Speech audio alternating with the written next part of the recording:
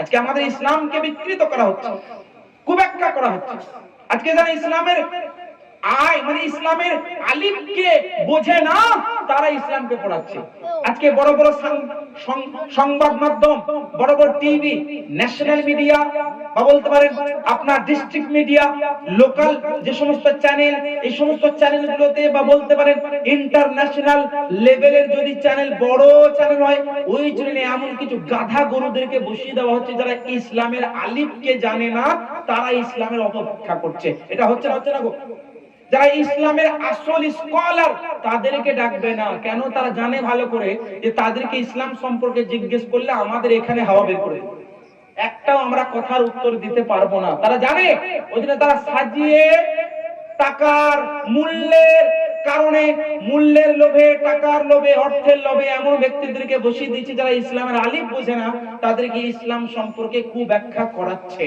আর আজকের যুগে অনেক সমাজে আমরা ডিসব্যালেন্স হচ্ছে। আমাদের বুঝলেন মুসলিম হিন্দু, হিন্দু মুসলিম, ধর্ম বর্ণ নির্বিশেষে আমাদের যে সমাজ, আমাদের যে ভারতবর্ষ, বিশেষ করে আমাদের পশ্চিম বাংলার সংস্কৃতি এটাই যে আমরা ধর্ম বর্ণ নির্বিশেষে আমরা যুগ যুগ ধরে এখানে জীবন যাপন করছি, এখনো করছি, আগামী দিনেও করব। কিন্তু আমাদের সমাজে শান্তি পিসকে আজকে বিভিন্ন ভাবে ইসলাম ধর্মে বলুন অন্য ধর্মকে বিকৃত করে, কুব্যাখ্যা করে আজকে আমাদের সমাজের নিয়ন্ত্রণকে নষ্ট করছে না, করে না গো? করছে না, করে না? তাহলে বুঝতে হবে এটাই যে আসল ইসলাম এটা, যেটা আমি আপনাকে বলছি, এটা হচ্ছে আসল ইসলাম।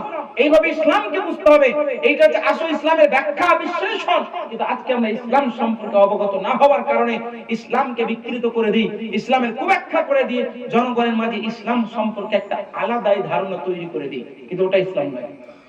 ইসলাম হচ্ছে এটা, ইসলাম হচ্ছে ওটা যে রাসূল পাক বলেছেন, ইসলাম হচ্ছে এটা যে রাসূল পাক শরীয়ত রূপে দান করেছেন, ইসলাম হচ্ছে এটা যারা সাহাবায়ে কেরামের জীবনে সাহাবায়ে কেরামরা পালন করেছেন, ইসলাম হচ্ছে এটা যেটা তাবেঈন, তাবে তাবেঈন যুগ যুগ ধরে আমাদের ভারতের রাজা খাজা গরিবে নওয়াজ রাদিয়াল্লাহু আনহু আমাদেরকে শিখিয়েছেন। ওইটা হচ্ছে ইসলাম যেটা যুগ যুগ ধরে হয়ে আসছে।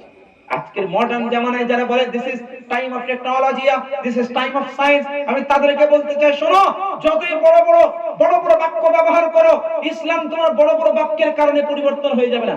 ইসলাম যুগ যুগ ধরে যেটা ছিল ওটাই আছে, আগামী দিনেও থাকবে। খালি বুঝতে হবে, পড়তে হবে, ইউ হ্যাভ টু লার্ন, তোমাকে শিখতে হবে। না শিখে ভুল ব্যাখ্যা দিলে, আমরা অপব্যাখ্যা করার কারণে, অপব্যাখ্যা শোনার কারণে আজকে মানুষ পথভ্রষ্ট হয়ে যাচ্ছে। সাহাবায়ে কেরামের জীবনে পড়লে আপনি অবাক হয়ে যাবেন, সাহাবায়ে কেরাম কোন ধরনের মানুষ ছিলেন।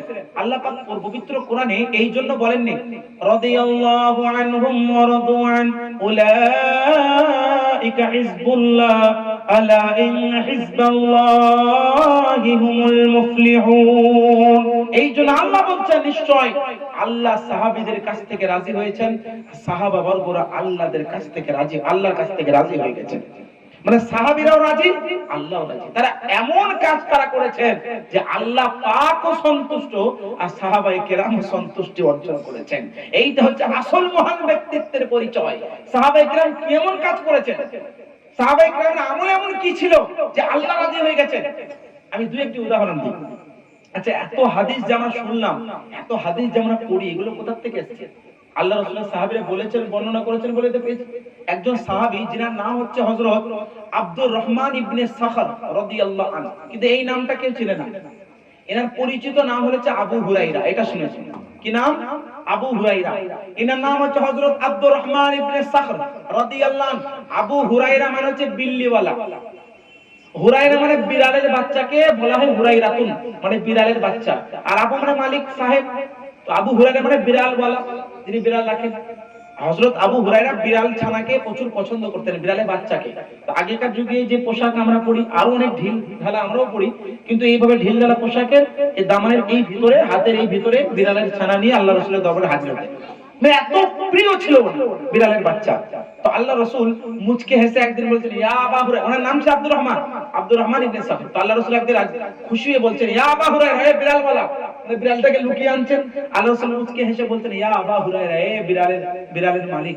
এইভাবে ডাকলেন। এই যে নামটা আল্লাহ রাসূল দিলেন, এই নামটা এত প্রিয় এবং পছন্দনীয় হলো আজকে এবং কিয়ামত পর্যন্ত আবু হুরায়রা বলেই মানুষ চেনে। আব্দুর রহমান বলে কেউ চেনে না, খুব কম। যারা গবেষণা করেন, পড়েন, তারা জানেন, কিন্তু নাম এটাই পরিচিত, আবু হুরায়রা, কারণ আল্লাহ রাসূল দান করেছেন। আচ্ছা, যেটা বলছিলাম, হযরত আবু হুরায়রা রাদিয়াল্লাহু আনহু মাত্র 3 বছর নবীর জামানা মানে নবীর যুগ পেয়েছেন 3 বছর। কিভাবে? ইনি 8 হিজরিতে ইসলাম গ্রহণ করেছেন, মক্কা বিজয়ের পরে ইসলাম গ্রহণ করেছেন। তার আগে ইনি ইসলাম গ্রহণ করেননি, সুযোগ পাননি। 8 হিজরির পরে 11 হিজরিতে আল্লাহ রাসূল ওয়াফাত লাভ করেন। তো কয় বছর? 9 10 11 মাত্র 3 বছর। অবাক যাবেন, 3 বছরে কত হাদিস ইনি নিজে লিখেছেন জানেন? প্রায় 3000 এর বেশি হাদিস লিখেছেন। একাই 3000 এর বেশি হাদিস নিজে একাই উনি বর্ণনা করেছেন। এত হাদিস শুনলেন কিভাবে? অবাক যাবেন, ইনি প্রত্যেকদিন কি করতেন? মদিনার মসজিদে নববী শরীফের সামনে একটা জায়গা ছিল যেটার নাম ছিল সুফা, চবুতরা, মানে চার কোণা একটা জায়গা ছিল নবী মসজিদে নবী শরীফের সামনে। যারা উমরায় গেছেন, যারা হজ করেছেন, তারা নির্দিষ্ট জায়গা সম্পর্কে অবগত হয়েছে। তো মসজিদে নবী শরীফের সামনে একটা জায়গা ছিল যেটার নাম সুফা। ওখানে প্রত্যেকদিন 70 জন 72 জন থাকতো, কখনো 300 জন হতো। যারা থাকতো তারা স্টুডেন্টস ছিল। তারা কি ছিল? স্টুডেন্টস, মানে পৃথিবীর সর্বপ্রথম ইউনিভার্সিটির প্রথম স্টুডেন্টস তারা, আল্লাহর নবীর সর্বপ্রথম ছাত্র। তারা কি করতেন? কোরআন হাদিস শুনতেন, সুরক্ষিত রাখতেন, আমাদেরকে প্রচার করেছেন, যেটা আমরা আগামী পরবর্তীতে পেয়েছি। তো আবু হুরায়রা ওই 72 জন 70 জনের মধ্যে একজন, যিনি আল্লাহর নবীর বাণী শুনতেন। উনি নিজে বলছেন, আল্লাহর কসম, আমাকে যদি কেউ প্রত্যেকদিন 1 গ্লাস পানি আর একটা খেজুর দেয়, আমি আবু হুরায়রা জীবনে কখনো বাড়ি যাব না। বলো সুবহানাল্লাহ। খালি 1 গ্লাস পানি আর একটা খেজুর যদি প্রত্যেকদিন কেউ দেয়, আমি আবু হুরায়রা আল্লাহর ওয়াস্তে শুধু হাদিস শোনার জন্য, আল্লাহর নবীর ইলম অর্জন করার জন্য আমি নিজেকে বিলীন করে দেব। বলুন সুবহানাল্লাহ। আর এটাই হয়েছিল। হযরত আবু হুরায়রা রাতের পর রাত, দিনের পর দিন আল্লাহর নবীর বাণী শোনার জন্য প্রস্তুত থাকতেন। বলুন সুবহানাল্লাহ। আর এমনও হতো, সহিহ বুখারীর মধ্যে হাদিস আছে, হযরত আবু হুরায়রা বলছেন, কেমন টেম্পারেচার ওখানকার? আরবের টেম্পারেচার কেমন? একদম হাই। আবু হুরায়রা বলছেন, এমন হতো রোদের ক্ষুধার কারণে, পিপাসার কারণে, রোদের চাপটে গরম তাপের কারণে আমি কখনো মাথা ঘুরে পড়ে যেতাম। ঘন্টার পর ঘন্টা মাথা ঘুরে পড়ে থাকতাম, পরে আবার উঠতাম। তো হযরত আবু হুরায়রা এইভাবে জ্ঞান অর্জন করেছেন। 3000 এর বেশি হাদিস মাত্র 3 বছরে উনি একাই বর্ণনা করেছেন। এই হচ্ছে সাহাবীদের জীবন। আর আজকে আমাদের জীবন দেখুন, একটা হাদিস পড়ার জন্য আপনার 50 দিন টাইম লেগে যায়। আরে একটা হাদিস, নাওয়াইতু আন উসাল্লিয়া লিল্লাহি তাআলা, নাওয়াইতু আন উসাল্লিয়া লিল্লাহ, এইটুকু মুখস্থ করতে করতে 4-5 দিন পেরিয়ে যায়। নামাজ পড়া তো দূরে থাকে। হ্যাঁ, আরবি নিয়তি মুখস্থ করে 3 দিন 4 দিন ধরে, সূরা ইখলাস মুখস্থ করতে 10 দিন, সূরা ফাতিহা মুখস্থ করতে 15 দিন। এটা ফ্যাক্ট না? বলুন, আমাদের বাড়ির বাচ্চাদের কথা বলছি। আর আল্লাহর নবী সাহাবীর কথা। মনে করেন, হুজুর ওটা তো ওনাদের মাতৃভাষা ছিল, আমাদের তো মাতৃভাষা নয়। বলতে পারো ওনাদের মাতৃভাষা। তাছাড়া আপনি বাংলাতে কি পড়েছেন বলুন? বাংলাতে হাদিসের অনুবাদই পড়ুন, আপনি পড়ুন। বাংলাতে কটা পড়েছেন? পড়িনি। কারণ আমাদের ওইরকম অবস্থা। ইসলামের প্রতি আমাদের আগ্রহ বাড়াতে হবে, উৎসাহিত হতে হবে। আমাদের মধ্যে ওইরকম একটা ধারণা তৈরি করতে হবে, ইসলাম ইজ দ্য মোস্ট, সবথেকে জরুরি, সবথেকে আবশ্যক বিষয়।